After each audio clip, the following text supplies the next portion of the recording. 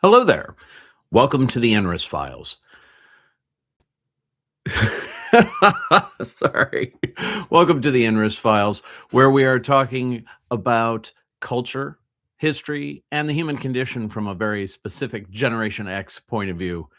I kind of psyched myself out at the beginning here. I've been recording a lot of these videos as live streams, and I've mostly been telling stories, but I've also occasionally been talking a little bit about storytelling in general.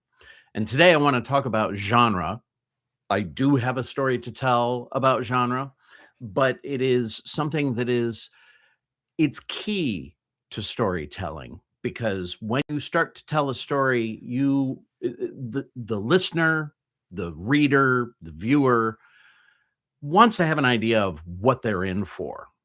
And the interesting thing is that a story can lead you to believe it's about one thing and then turn out to be about something else. So, uh, and it can also, you might be in the mood for a comedy and then discover that you're watching a tragedy or vice versa. When I was in college, I really lucked out my freshman year because I did not have to take a whole ton of prerequisites. I was able to take a bunch of electives. So I did. And the way I picked my classes mostly were classes that were just leapt out at me from the course description book as being interesting. However, there was also where there was a campus bookstore where they had all of the books organized by class. So if you were in Psych 101, you would go to the psychology section, and then there labeled 101 would be all of the books that were assigned for Psych 101. And this made it really easy for students to find the books that were appropriate or intended for their specific classes. I went around the bookstore just looking for which class seemed to have the a reading list that struck me as particularly interesting. So I had signed up for American History 101 because I had attended a lecture during freshman orientation by a professor who was just so captivating. I'm like, I've got to take a class with this professor. Turns out he taught American History 101. So I signed up for American History 101. But then as I was picking up the books for classes I knew I was going to sign up for, I was my eye was drawn to a series of books that were sitting on the shelves that I'm like, "Ooh, I would love to read about that." Um, it was the books included Sun Tzu's The Art of War, and then there were books about the ancient art of warfare, East versus West, uh, all kinds of interesting texts about strategic thinking. So I signed up for that particular class, and it was a history class that had to do with ancient warfare. Great class. It's unfortunate that that class met at 8 in the morning, and I am not a morning person, but the class itself was great. So my senior year, I had already, especially toward the end of senior year, right? The second semester, I had already taken the prerequisites for all of my majors. And when I say prerequisites, maybe I should say requisites. I had taken all the classes necessary for my majors. I did end up with a history major as well as a dual major in Russian and Soviet studies, a major that no longer exists at my alma mater. I can't imagine why. It's almost like the Soviet Union stopped happening for a while. Anyway, that said, there's a lot of overlap between a history major and Russian and Soviet studies because all of my Russian history classes counted for both majors. So there was that. There were some other things as well that enabled me to. I'd taken some summer courses and all that. So here I was at the end of my senior year, and once again, I knew that I would be able to add a course to my course load just because it interested me, rather than because it was required for some specific purpose. And as I was wandering around the bookstore, I chanced upon a section of the bookshelf that had Stephen King. It had Mary Shelley's Dracula. It had The Phantom of the Opera. It had a collection of horror stories that was edited by a famous editor of both horror and science fiction, a man named David Hartwell, who I actually met later on when I became a writer who was selling his work, and I met uh, David Hartwell, fascinating individual, but he had edited this book, and I didn't yet know who he was. But when I looked at the titles of the stories that were included in the anthology, I was just like, "Oh, wow, these look really, really good." And there were a couple of other horror novels. There was one called The Fog, by, I think the last name of the author was Herbert, not Frank Herbert, the guy who wrote Dune. It was a different Herbert. But, uh, it was just fascinating enough, and then I looked at what the course was, and it said it was The Aesthetics of Horror. And it was taught by the theater arts department. Now, I was in the arts and sciences school, which meant I could take anything that was being taught in the arts and sciences school without having to fill out any special paperwork. I did go to a university that had multiple different colleges. It's a weird system, but anyway, I had never taken a class in the theater arts department before. I thought, all right, this is a fun way to wrap up my senior year. Oh, and if you're not from the United States, by the way, senior year refers to your final year of college before you get your bachelor's degree. So, signed up for this class. Fascinating class. And one of the things, I mean, we not only read all of these fascinating works, the novels, the short stories, and the analyses of the stories, but also we watched short form fiction, short form like TV shows and movies. Uh, and in one case, we saw the movie version of a book we had read. We saw a different movie for Stephen King from the book that we had read for Stephen King. We saw we read Mary Shelley's Frankenstein. Did I say Mary Shelley's Dracula? I meant Bram Stoker's Dracula. We read Bram Stoker's Dracula, and we read Mary Shelley's Frankenstein, but then we watched Bride of Frankenstein, which was one of the classic Hammer films of that collection of horror movies. And the question came up, how do you define the genre of horror? Normally, when we think about a horror movie or a horror novel, we think of, oh, this is something that's going to scare us. But there's more to it than that, because there are a lot of different uh, kinds of movies and books that can also scare us, get that heart racing, that are not actually horror. So, what is it that distinguishes a horror story from, say, action adventure? It does a horror story, in order to be considered horror. Our professor posited that there are three things that every horror story has to have in order to be considered a horror story. And one of them is it has to elicit a visceral response. It's got to get the heart racing. Um, but it's not just that, it actually needs to elicit a feeling of disgust. So while you have on the one hand, it's going to get that heart racing. That could be true of not just horror, but that could also be true of any science fiction, any action adventure, uh, crime stories, that kind of thing. But in addition to getting your heart racing, it also has to elicit this feeling of disgust at some point. And it has to have some supernatural element. If everything can be explained by natural causes, then according to this definition, that's not horror. Now, of course, when he was presenting this definition to us, we're all trying to come up with counterexamples.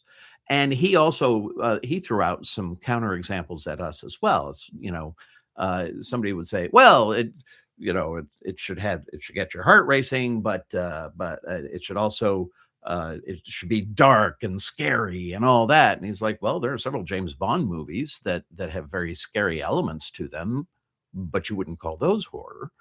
Um, and there are several Quentin Tarantino movies that elicit that feeling of disgust because there's gore on the screen, or because somebody's there's a scene in a never mind, I'm not gonna describe Quentin Tarantino movies to you. If you've seen one, you know what I mean. The it can He's very good at eliciting a sense of disgust, and he's very good at getting your heart racing, but there are no supernatural elements to most of his stories, not really. But we also came upon this idea that there are some stories that actually do kind of straddle two lines. For example, there's a movie called Alien that has it meets all of the criteria to be horror. And I'm talking about the first movie in that series, Alien. I'm not talking about the others. The others are arguably action adventure, and they are arguably uh, uh, they are capable of eliciting that sense of disgust, because sometimes you'll see again gore when a body is ripped in half and that kind of thing, uh but it's not really what you would consider supernatural, because you know what the explanation is. You know that there's a species out there that has certain qualities to it, and nothing that happens really breaks those rules. You know what the rules are. But when you watch the first movie, you don't know what the rules are. You have no idea what the rules are. And events that seem to be, or the events that are unfolding, really do appear to be completely supernatural, completely unexpected. How could this happen in any sort of a natural world that we understand? And yet, at the same time, it also qualifies as science fiction. So then we had to start thinking about genre in terms of science fiction. What makes a science fiction story? Usually, setting is an important component. It either takes place during it typically takes place during a time that doesn't quite exist. It's a time in the future, or it's a time that is unspecified, but there are elements to the setting that appear to be out of place with our current time, or with our understanding of historical times. Uh, and there is typically some element of technology that comes into play, even if it's something like a post-apocalyptic adventure where the science that came into play was, oh, there was a nuclear war a while ago and radiation changed the landscape. So that could be considered science fiction. Uh, and as a general rule, science fiction also tends to be a genre about ideas. It's not enough for a story to take place in the future and there's some technology going on. There's also typically going to be some sort of ideas presented as food for thought. This includes Star Wars, where the science is arguably not as scientific as we would prefer, but we're supposed to take it as this is how this would work with the state of science as it has developed at that point for this particular society. But it's about good versus evil, and it's about what constitutes good and what constitutes evil. And in addition to being about that struggle, it's about identity and how one chooses between two paths. It's a series of stories that is arguably very rich in thematic material. A lot of horror stories themes aren't important necessarily for a horror story to work as a horror story. Sometimes it's just enough to say, there's this horrific element. It is supernatural. Or at least there's no explanation that we can come up with, and the and it elicits that feeling and gets your heart racing, and there are things about it that just make you queasy. So there are those stories that kind of straddle the line between horror and something else. And several genres, when you start to think about it, so this is pretty much where that class was focused on, was defining horror and then exploring horror and exploring why some things are categorized as horror even though they don't necessarily automatically occur to us as being horror. Why are some ghost stories horror and other ghost stories not horror? Well, because they don't elicit a sense of disgust. Give you an example. There's a movie called Somewhere in Time, which is based on a short story written by a famous science fiction writer. Right at this moment, I can't remember if it was Matheson or Ellison, but it was one of those two who wrote a lot of episodes of The Twilight Zone and Star Trek, that kind of thing. Um, Somewhere in Time was based on one of these stories. There's time travel in it, but it's not really a science fiction novel.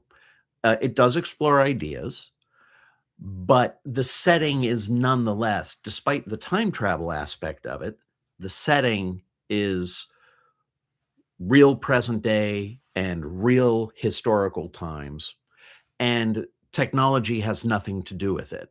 The guy goes back in time. He has no idea how. There's no scientific explanation. So it doesn't count as science fiction, even though it is a time travel story. And it doesn't really count as horror because there's never any point where it elicits disgust. But it is romance because it fits the definition of romance. Many genres tend not to overlap with others, but every once in a while you have that. You can have fantasy overlap with science fiction. These are important points to consider when you are writing and you have a story in mind.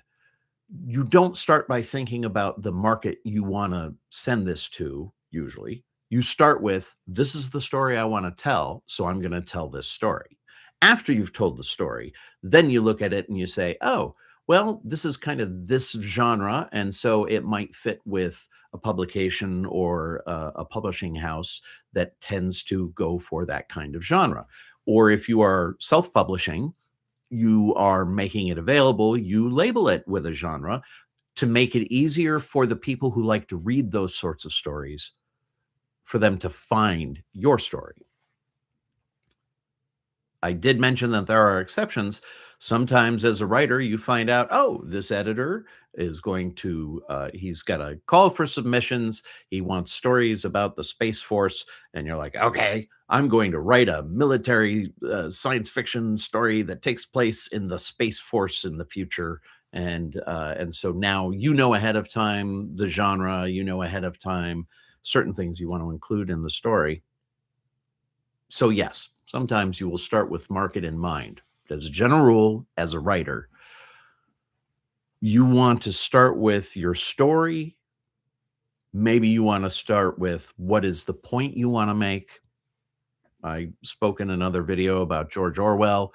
When he wrote Animal Farm, he wrote it not because of the genre, but because of the point he wanted to make. Now, he also made a similar set of points when he wrote 1984, and yet 1984, arguably science fiction, and Animal Farm, arguably it's a fable, so you could call it fantasy. Um, but it's a parable about politics. So you could put it in the literature section, or you could put it in the science fiction section, wherever you think people are going to be looking for works by that writer. When it comes to genre, you do have the situation where an author can end up being typecast because they become known for a particular genre. And an excellent example of that would be earlier in his career, Stephen King.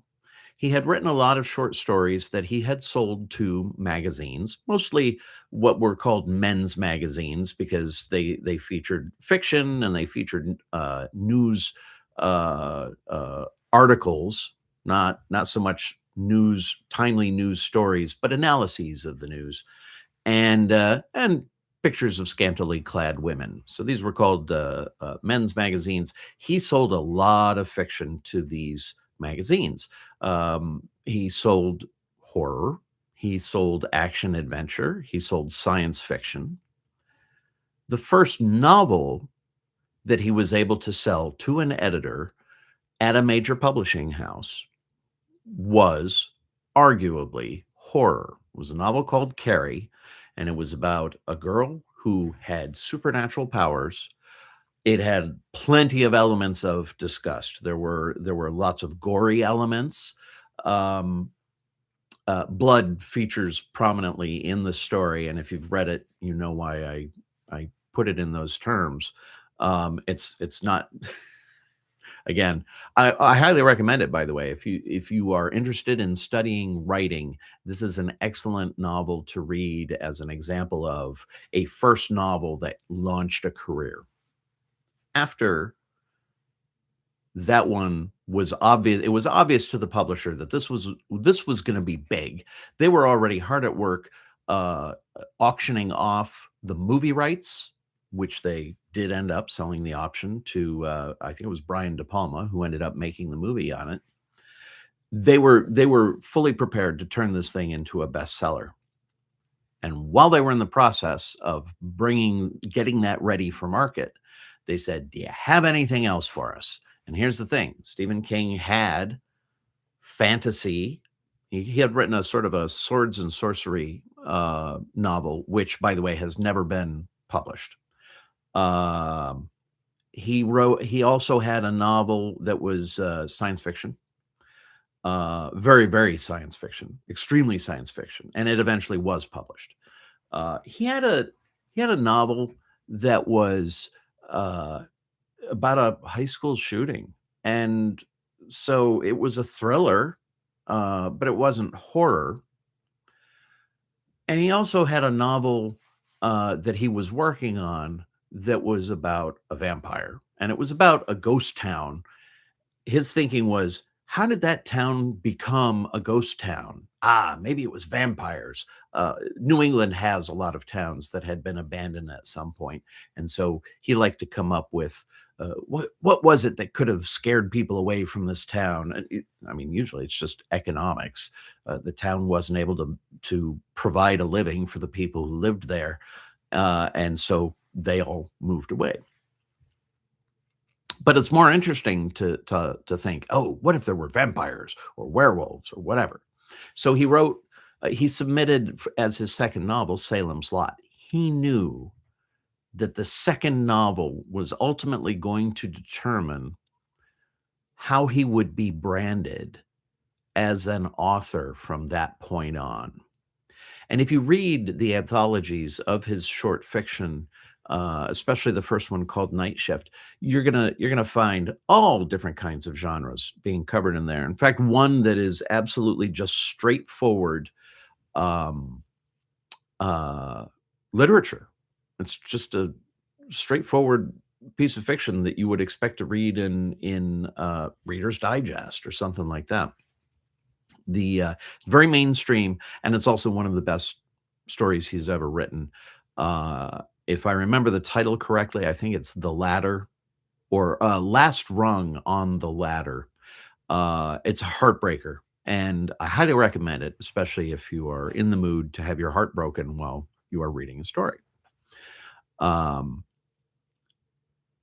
so this is a guy who's written all kinds of genres, but when it came to his novels, he knew that the publishing agency or the publishing house wanted a series of stories that could be classified as a particular genre. And from that point on, even when he wrote novels that were arguably science fiction, like the Tommyknockers, um, or were crime stories like Misery, uh, he he became known as a horror writer. In fact, Misery is interesting because originally the plan was not to even publish it under his name.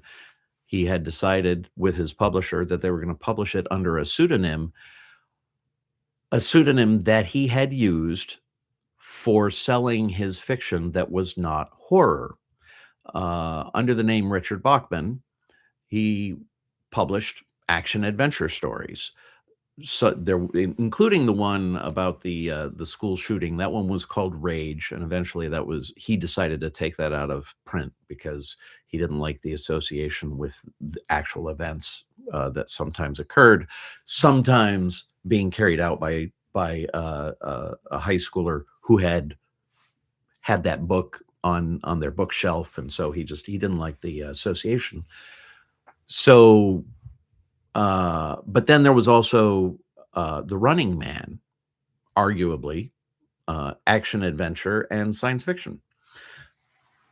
Misery was gonna be published under the name Richard Bachman, but somebody had noticed that the writing style of Richard Bachman really did seem to be very similar to the writing style of Stephen King, even though it wasn't horror. And this person who had discovered that started doing the research on the who filed the copyright claim to own the book because it says copyright Richard Bachman, but when you look at the forms that are filed with the copyright office, it has to say literally who and what their address is. This is still true, by the way. If you are going to file it with the copyright office. Um, and this person looked up the paperwork and discovered Stephen King's name on it, and then he said, "Hey, guess what I discovered?" And, kinda blew the cover of, Richard Bachman, but then turned the Richard Bachman novels all into bestsellers as soon as people discovered that those were Stephen King books. It's fun to talk about genre, and it's fun to talk about your favorite movies and books and stories, television shows, and talk about what kind of stories are they? And if you're a writer, you like to pick apart the stories. What is it about these stories that make them what they are? Frequently, setting can make a difference. Fantasy and science fiction, those settings are very rarely quite in the world that we recognize. There are versions of fantasy, like there's one subgenre called urban fantasy, seems to be taking place in the modern world, except dragons exist. There's magical realism, which straddles fantasy and science fiction, and again, this is a world that we mostly recognize, except there also happens to be people spontaneously turning into gumballs for some reason. Uh, uh, Magical realism is its own wacky subgenre. as I say, it's fun even if you're not a writer sometimes to just sort of pick apart, "Did I just watch a horror movie? Because I didn't think I was signing up for a horror movie." Um, I think some of our favorite, stories are the ones that genre they are right from the beginning, but then fake us out. And we realize that, no, we were actually watching a different genre, from what we were led to believe, and a good example would be The Sixth Sense. That movie tells you right at the beginning that it's a ghost story, and then it proceeds to make you forget that it's a ghost story. There's just the whole thing about it, the supernatural elements make it seem like it's a horror story. But in the end, it's not really a horror story. The elements of disgust are really kind of minor. The heart racing action definitely happens. Supernatural element absolutely is a part of it, but it's ultimately a love story. And you realize at the end it's not a horror story. And it's all because of that ending that you realize all along you were seeing that it was more a love story than a ghost story. The ghost story elements of it were kind of secondary, but then when you realize, "Oh, wait a minute, this is in fact a ghost story," there's a sort of a thrill that you got to enjoy this one story, but now you get to enjoy it also as a ghost story, which is why a lot of people watched it a second time and turned that movie into a huge hit. There are other major hits that become popular because they lead you into thinking you're watching one kind of story. And then it turns out it's a different genre, or it tells you right at the beginning what genre it is, but then it fools you into forgetting that it's that genre until you get to the end. M. Night Shyamalan is the writer director who created The Sixth Sense, and he's done that with a lot of other movies. But Rod Serling did it with the stories that he picked for the Twilight Zone television series. Alfred Hitchcock did the same thing with Alfred Hitchcock Presents and with his movies. Frequently, he would do that with his movies, where you didn't know, am I watching a horror movie or am I watching a crime action movie or whatever? An excellent example is Psycho, where you're really not clear on what kind of a movie you're watching until the very end. And that was a movie that had staying power as a result. Now, I bring all of this up because I want to talk about storytelling as part of my series here, and genre is an important component of that.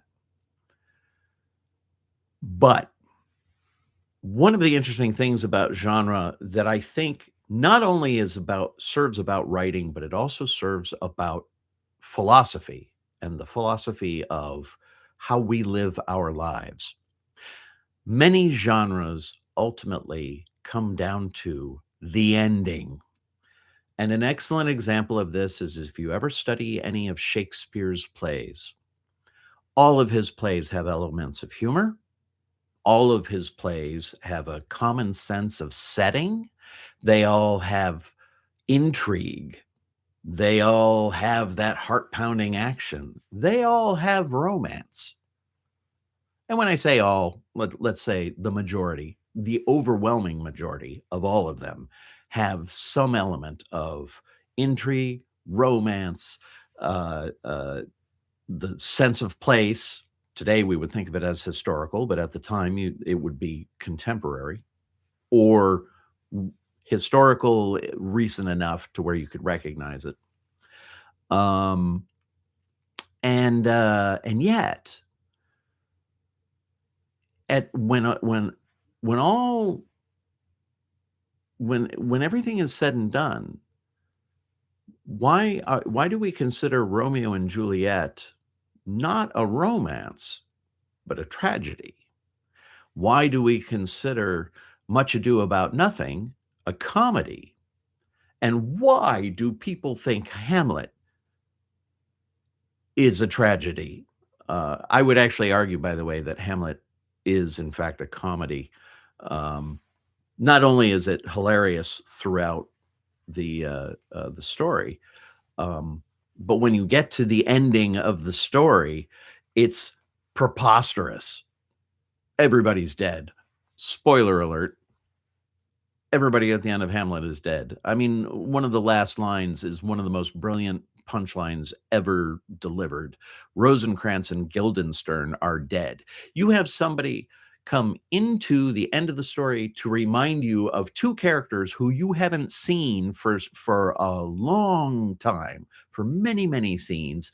Oh, by the way, those characters that you forgot about, they're also dead. It's I think it is an absolutely brilliant punchline.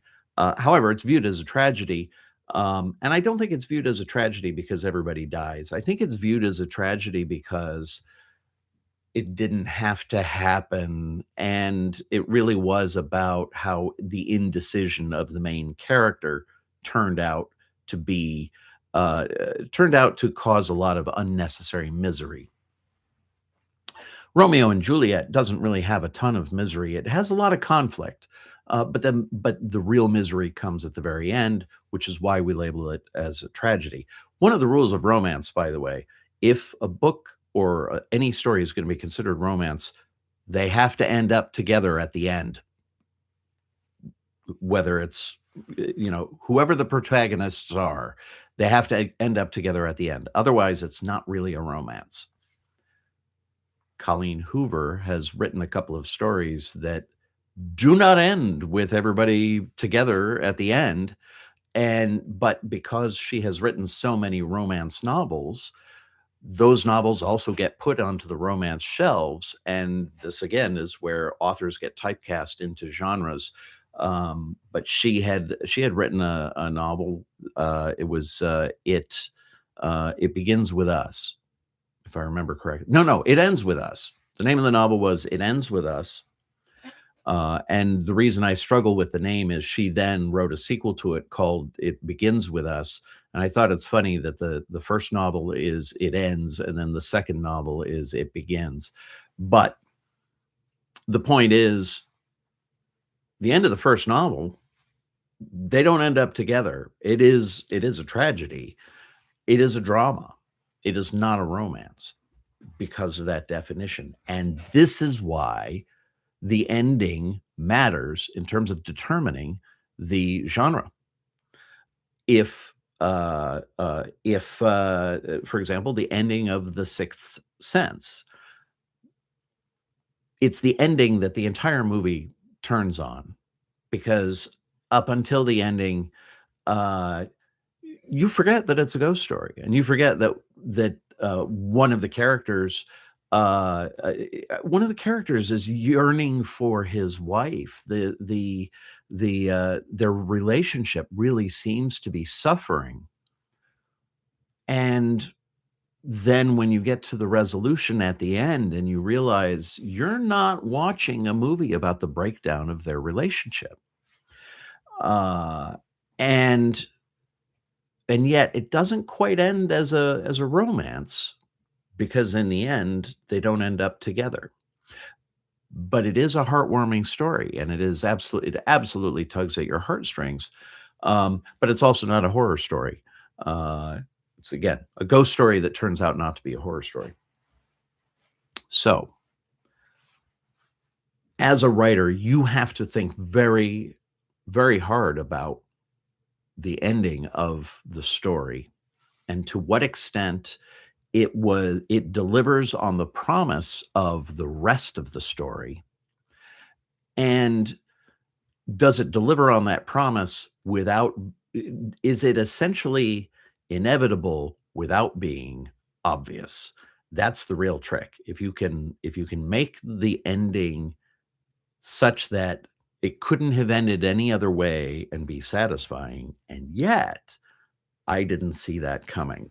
This provides a certain level of satisfaction for the reader or the viewer that is really just off the charts. So, but then we get to uh, one of the other reasons why I think genre is important to consider, and that is for those philosophical reasons. To what extent do we view our lives as comedies or tragedies? And a lot of it has to do with, as things go, as we have events that take place in our lives, what is the ending of that story? Our lives are comprised of multiple stories. Yes, there is an ultimate beginning. We are born. There is an ultimate ending. We die. Spoiler alert. But aside from this big grand sweep, this grand sweep is really, it's a series of stories. Uh, and I mean, if you stop and think about it, there's the coming of age story. There's the romance or romances or missed connections or whatever. There's action adventure. There's undoubtedly some elements of horror in there if you've ever had anything that you couldn't explain what the heck was that all about. There are stories about technology, stories in your life that involve technology and ideas. And so you have elements of your life that are science fiction. In fact, if you're, I mean, I'm recording this right now in 2026 with the advent of AI. I mean, not just the advent, I mean, AI is becoming a huge thing. We are currently living in what was defined as science fiction up to just a couple of years ago. Technology has raced so far ahead of us that we're just barely able to conceive of all of the things that our technology is able to deliver.